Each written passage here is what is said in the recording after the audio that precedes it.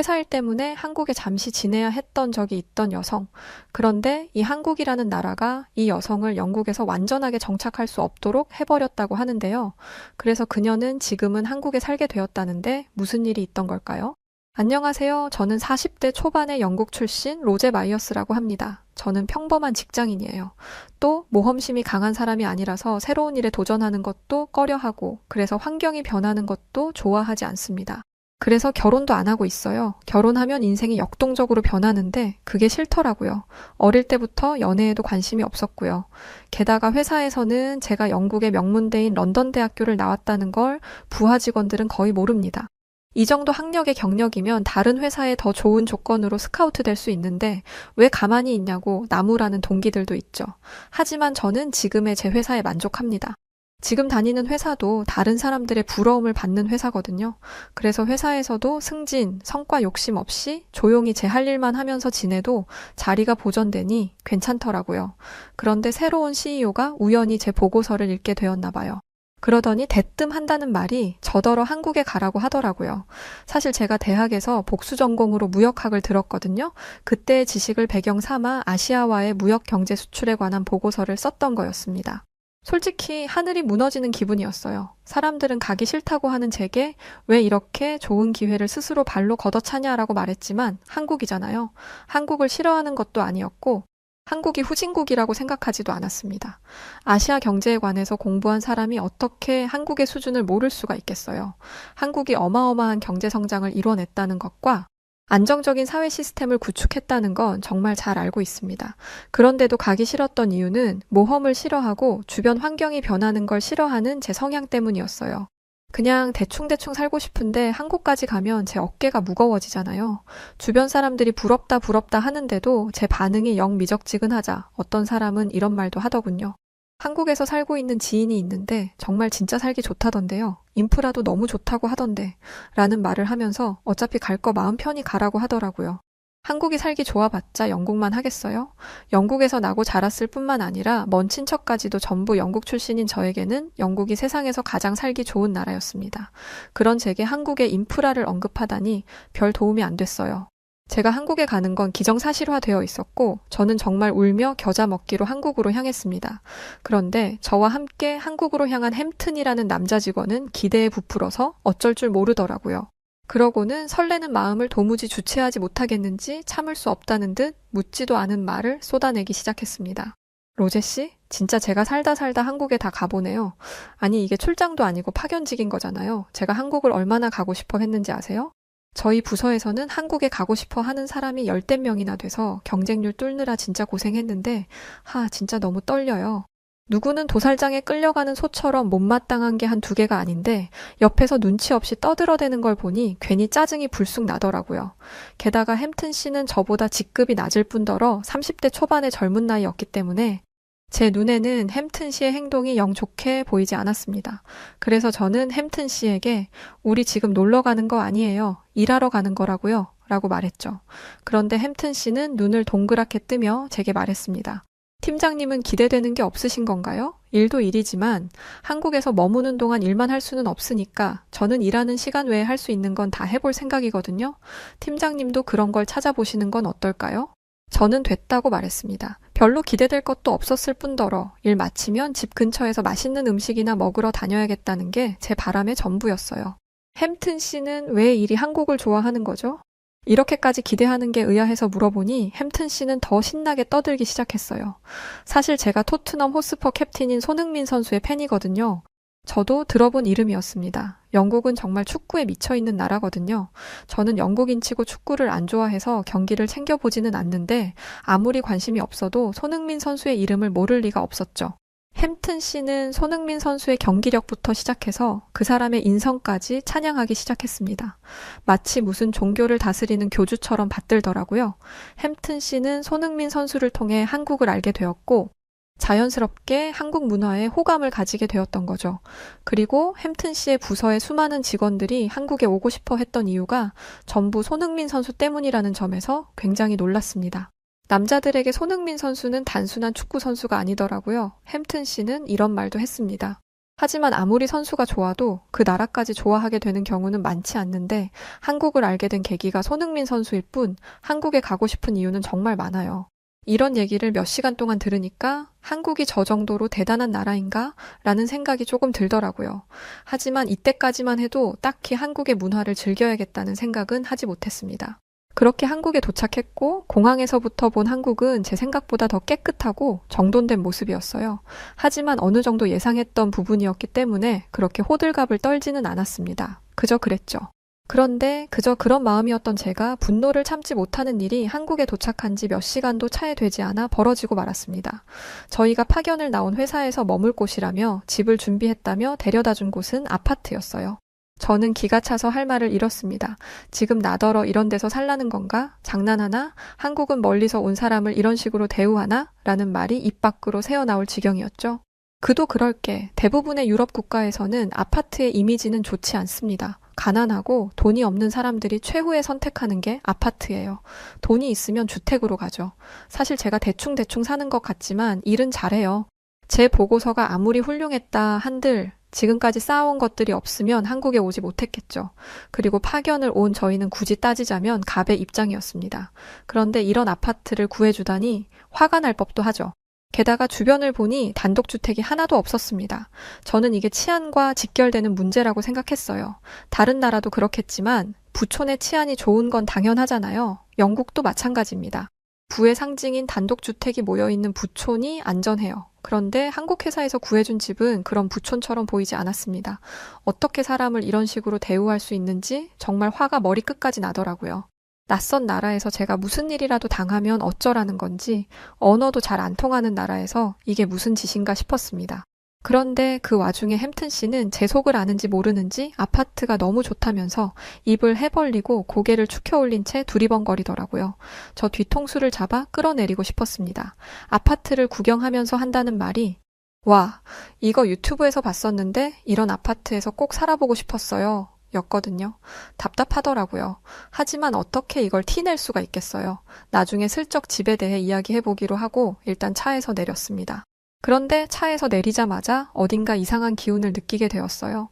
런던 아파트에 들어왔다면 이상한 냄새부터 났을 거예요. 그리고 군데군데 락커로 그림이 그려져 있겠죠. 또 오래전에 지어진 아파트들이 대부분이라 노후화된 게 티가 나요. 그런데 한국 아파트는 좀 달랐습니다. 일단 뭔가 넓었어요. 건물 앞에 넓은 놀이터가 있고 도로가 잘 정돈되어 있더라고요. 게다가 건물 외관도 아주 깔끔하게 지어져 있었습니다. 이상한 냄새는커녕 아파트 주변을 삥 둘러 형성되어 있는 화단에는 예쁜 꽃들마저 피어 있었죠. 여기서 살짝 당황했습니다. 제가 생각한 아파트와 전혀 달랐거든요. 아파트라는 말에 꽂혀서 기분이 나빠 차를 타고 들어오면서 제대로 보지 못했는데 이런 반전이 있을 줄은 상상도 못했습니다. 아파트의 놀라운 점은 이게 전부가 아니었어요. 직원이 아파트 시설에 대해 설명해 주는데 세상에 아파트에 게스트하우스가 따로 있더라고요. 손님들이 오면 묵을 수 있는 방이 따로 있는 거였죠. 게다가 그 방을 빌리는데 하루에 고작 3만 원 정도밖에 들지 않았습니다. 게다가 시설도 좋아서 웬만한 비즈니스 호텔 정도는 하더라고요. 물론 제게 손님이 올 일은 거의 없겠지만 이런 시설 자체가 쇼킹이었습니다. 한국 친구들을 잔뜩 사귈 거라고 신나하는 햄튼 씨의 눈은 이미 뒤집힌 지 오래였고 말이죠. 이뿐만이 아니었습니다. 저는 놀이터를 보고도 놀랐어요. 아니, 놀이터 바닥이 푹신하더라고요. 최근 언니의 늦둥이 아들이 놀이터에서 놀다가 잘못 떨어져 다리가 부러졌다고 해요. 그런데 한국 놀이터에서 놀다 보면 최소한 그런 일이 없겠더라고요. 그리고 놀이터에 있는 놀이기구가 최소 4, 5개는 되는데 이런 놀이터가 한 아파트에 4개나 있었습니다. 그것도 다른 놀이기구로 구성되어 있었죠. 놀라운 건 이게 전부가 아니었어요. 아파트 안에 별의별 상가가 다 있더라고요. 음식점은 기본이고 24시간 동안 운영되는 편의점, 세탁소, 빨래방 등 일상생활을 하는데 필요한 모든 것들이 아파트 안에 있었습니다. 운전을 할 필요도 없었어요. 걸어오면 코앞인데 뭐 하러 차가 필요하겠어요. 저는 방금 전까지 툴툴거렸던 건 싹 잊고 이미 한국식 아파트의 매력에 푹 빠져있는 상태였습니다. 이런 곳이라면 한 달 내내 갇혀 있어도 심심하지 않겠더라고요. 운동, 쇼핑, 산책 등 모든 걸 할 수 있잖아요. 그런데 놀라운 건 이게 다가 아니었습니다. 대체 저를 어디까지 놀라게 하려고 하는 건지 진짜 중요한 건 집 안에 있더라고요. 솔직히 아파트 시설이 너무 좋다 보니 집 내부 시설은 살짝 떨어질 수도 있겠다고 생각했어요. 그런데 세상에, 문을 열고 들어가니 웬 호텔방이 마련되어 있더라고요. 방 2개에 거실 하나, 화장실 하나 크기였는데 아주 깔끔하게 인테리어가 되어 있었습니다. 게다가 저는 비염이 심해서 먼지에 예민해요. 그래서 청소가 안 되어 있는 곳에 가면 바로 재채기를 하는데 그런 것도 없었습니다. 알고 보니 한국에 있는 이사청소라는 서비스를 받아뒀더라고요.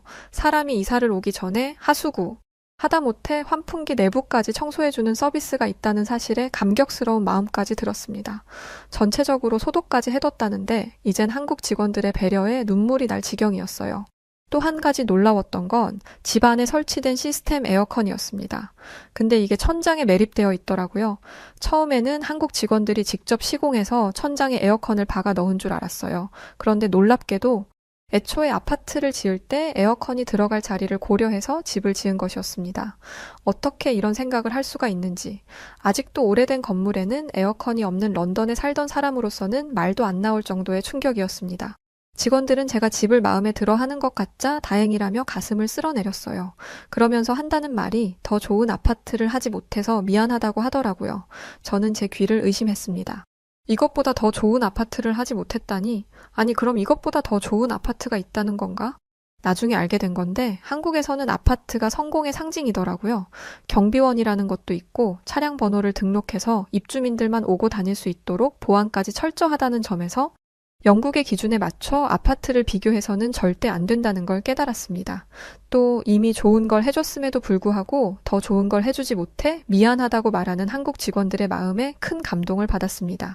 저는 3일간의 적응 기간을 마치고 바로 출근을 했습니다. 한국 직원들의 친절을 경험해서인지 출근이 기대되더라고요. 어떤 사람들과 일하게 될지 기대가 된 건 신입사원 이후로 처음이었던 것 같아요.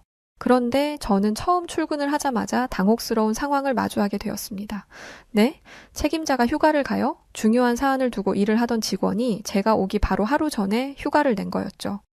놀러 간 건 아니었고 부모님 중 한 분의 건강이 좋지 않아 급하게 휴가를 낸 거라고 했습니다. 한숨부터 나오더라고요. 피치 못할 사정이 있었다는 건 이해했고 중요한 프로젝트가 있음에도 불구하고 휴가를 쓴 그 마음도 이해합니다. 그런데 책임자가 있어야 대화를 하건 뭘 하건 하는데 그 중요한 사람이 사라져 버린 거잖아요. 이마를 짚고 고뇌에 빠져 있는데 제 눈치를 보던 한 직원이 와서는 그래도 인수인계를 다 마치고 갔으니 걱정 안 하셔도 됩니다. 라고 하는 겁니다. 저는 인수인계라는 말 자체를 이해하지 못했어요. 책임자가 갑자기 자리를 비우게 되면 다른 사람에게 업무에 관한 전반적인 내용을 전달하고 가는 거더라고요. 저는 이런 개념을 처음 들었습니다. 영국에서는 이런 게 없어요. 한국 사람들은 이해가 안 되겠지만 실제로 그렇습니다. 휴가 쓴다는 메일을 당일에 보내는 게 당연하다고 여겨지는 분위기거든요. 저희 회사만 그런 게 아니라 다 그렇습니다. 이 얘기를 한국 직원들에게 하니 그러면 그 사람이 없는 동안 일은 어떻게 되냐고 묻더라고요. 그러면 그 일은 멈추고 다른 일부터 하게 된다고 말하니 그런데 실제로 대화를 나눠보니 처음부터 이 일을 했던 사람이라고 생각될 정도로 업무를 세세히 꿰고 있더라고요. 정말 놀라웠습니다. 부모님이 편찮으신 상황에서 급하게 휴가를 내야 하는 상황에서도 밤을 새가며 인수인계 자료를 만들고 깔끔하게 업무를 전달한 그 책임감이 말이죠. 영국에서는 상상조차 할 수 없는 책임감이었어요. 내가 할 일은 어떻게든 해내고 조직에 폐를 끼치지 않겠다는 그 다짐이 느껴지는 듯 했죠. 이건 정말 영국뿐만 아니라 모든 나라가 배워야 하는 자세라고 생각합니다. 이렇게만 한다면 일을 100배는 더 효율적으로 할 수 있을 거예요. 그런데 한국의 조직 문화는 영 저랑 안 맞더라고요. 영국은 개인주의적인 부분이 큽니다. 그래서 협력을 한다는 개념이 없어요. 팀이라고는 하지만 자기 일을 하는 것만으로도 제 몫을 다 했다고 생각하죠. 저도 그랬고 팀장이 되면서 협력의 필요성이 느껴져 조금씩 분위기를 바꿔보려 노력하고 있지만 저조차도 쉽지 않은 일입니다. 그래서 한국의 회식 문화가 필요하다는 건 알면서도 그게 썩 반갑지는 않았어요. 그런데 한국의 회식은 제 생각과 전혀 다르더라고요. 오기 전에 한국인들이 술을 정말 좋아한다는 말을 들었던 터라 당연히 부어라 마셔라 새벽 내도록 술을 마실 줄 알았는데 점심시간에 회식을 하더라고요. 요즘 회식 문화가 많이 바뀌었다고 들었는데 이런 식으로 자리를 마련할 줄은 몰랐습니다. 당연히 점심에 회식을 하니 술을 마실 일도 없고 어차피 회사에 있는 시간에 회식을 하는 거니 반발심도 덜했고 말이죠. 게다가 회사 돈으로 밥을 먹을 수 있으니 오히려 좋다고 말하는 직원들도 있었습니다. 이런 식으로 함께하는 자리를 만드니 업무 시간에는 하지 못했던 소소하고 사소한 이야기를 나누며 친해지게 되더라고요. 런던에서 와서 아직 적응을 못하던 저도 이 자리에서 직원들과 많은 대화를 나눌 수 있었습니다. 혼자 있는 걸 좋아하는 저도 부담 없이 참여할 수 있는 회식은 처음이었어요. 영국에서는 파티 문화가 일반적인데 그건 정말 곤욕이거든요. 생각만 해도 스트레스 받네요. 한국 직원들은 저와의 관계가 보다 가까워졌다는 것을 느꼈는지 저에게 이것저것 물어보기 시작했습니다. 사는데 불편한 건 없냐? 도와줄 건 없냐는 식의 질문이었죠. 처음에는 불편했어요. 너무 사적인 영역에 대해 코치코치 캐묻는 것 같아서였죠. 좋은 사람들인 건 알겠으나 어쨌든 회사에서 만난 사람들이잖아요. 개인적인 선은 지켜줬으면 하는 게 제 바람이었습니다. 그런데 얼마 지나지 않아 저는 직원들의 이러한 오질 앞에 감사하는 경험을 하게 되었어요. 바로 팔 저림이 심해진 것이었죠. 영국에서도 조금씩 있어 왔는데 한국에 오니까 더 심해지더라고요. 컴퓨터에 오래 앉아있는 직업인데 컴퓨터 키보드를 두드릴 때마다 어깨와 팔이 저릿저릿해서 일상이 너무 불편했습니다. 시도 때도 없이 스트레칭하는 게 신경 쓰였는지 한 직원이 와서는 괜찮냐고 묻더라고요. 평소였다면 어색하게 웃으며 별일 없다고 말했을 저였지만 한 달 정도 불편함을 겪고 나니 말을 할 수밖에 없더라고요. 병원을 가보려고 했는데도 무서워서 못 가고 있었거든요. 병원비도 많이 나올 게 뻔했고 어떤 치료를 받아야 할지도 모르겠어서였습니다. 이렇다 보니 도움을 받아야 할 것 같더라고요. 직원은 제 말을 듣자마자 인터넷으로 뭔가를 열심히 검색하더니 한의원이라는 곳에 가보지 않겠냐고 하더라고요. 한의원이라는 걸 처음 들었습니다. 침수를 놓는다길래 유튜브를 찾아봤는데 영상 하나를 보자마자 기겁을 하며 절대 안 간다고 호언장담을 했죠. 그러자 직원은 이런 문제는 한의원에 가는 게 제일 좋다면서 침도 전혀 안 아프다고 저를 설득하더라고요. 이 설득이 무려 한 달 동안 이어졌습니다. 솔직히 저였으면 포기했을 거예요. 아파봤자 내 손해지 뭐 라고 생각하고 무시해도 직원과는 상관없는 일이잖아요. 저는 끈질기게 설득하는 직원을 보면서 병원과 관련이 있는 사람인 줄 알았습니다. 그런데 전혀 아니더라고요. 그 직원은 진심으로 저를 걱정하는 마음을 가지고 있었어요. 저는 딱 한 번만 같이 가보자고 간곡히 말하는 직원의 설득에 넘어가 눈 한 번 딱 감고 다녀오기로 했습니다. 병원에 갔는데 들어가자마자 이상한 약초 냄새 같은 게 나더라고요. 일반적인 병원 냄새는 아니었던지라 경계하고 있는데 곧이어 제 차례가 되었습니다. 이것부터 놀라웠어요. 병원에 갔는데 들어간 지 얼마 되지도 않아서 의사를 만날 수 있게 된 거잖아요. 영국이었다면 절대 불가능한 일입니다. 예약을 하고 왔어도 기본 2시간이고 예약을 안 했으면 하루 종일 기다리기만 하다가 허탕을 치고 집에 돌아가는 경우가 허다해요. 그런데 한국에서는 15분도 기다리지 않았어요. 그리고 의사 선생님과 몇 마디 대화를 나누고는 살짝 실망했습니다. 저는 어깨와 팔이 저려서 간 건데 대뜸 목 얘기를 하더라고요. 제가 아픈 데는 따로 있는데 말이죠. 그래도 여기까지 와본 거 밖에서 기다리는 직원의 체면을 봐서라도 치료는 받아야겠다 생각하고 척추를 맞추는 치료에 동의했습니다. 그랬더니 대뜸 저를 침대 위에 눕히더라고요.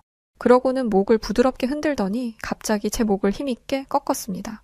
저는 의사 선생님이 저를 암살하려는 줄 알았어요. 영화에서 보면 목을 꺾어서 사람을 죽이는 장면이 자주 나오잖아요. 게다가 목에서 난 소리가 거의 천둥 소리였습니다. 우두둑 소리가 나는데 순간적으로 이 정신 나간 의사가 미쳤나 라는 말이 나오려고 하더라고요. 그런데 의사 선생님의 말대로 팔을 살짝 돌려봤는데 정말 신기하게도 팔이 저리지 않더라고요. 믿을 수가 없었습니다. 아니, 한 번의 교정만으로 팔이 괜찮아진다고? 저는 마법을 눈앞에서 본 사람처럼 충격을 금치 못했습니다. 지금은 아예 저리지 않겠지만 완전히 나은 건 아니니 일주일에 한 번씩은 와서 치료를 받아라 라는 말을 듣는데 이게 치료가 된다는 것에도 놀랐어요. 영국에서도 비슷한 증상이 있었기는 했는데 영국 병원에서는 스포츠 마사지와 주사, 약 처방 정도가 다였거든요. 그것도 별로 효과가 없었고 완치에 대한 개념도 없었습니다. 그냥 스트레칭만 열심히 해주고 잘 관리하라는 것 뿐이었어요. 이건 되돌릴 수 없는 거라면서요. 그런데 한국의 의사는 달랐습니다. 그리고 그 의사 선생님의 자신감은 단 한 번의 교정치료로 검증되었죠. 저는 한의학을 처음 접해본 사람이었는데 와, 이걸 한번 경험해보니까 끊을 수가 없더라고요. 게다가 이후에 이어진 물리치료도 엄청났습니다. 치료라는 생각이 들지 않을 정도로 너무너무 편안한 분위기였어요. 직원들도 친절했고 정말 진심을 다해서 치료한다는 게 느껴졌습니다. 영국? 말도 안 되죠.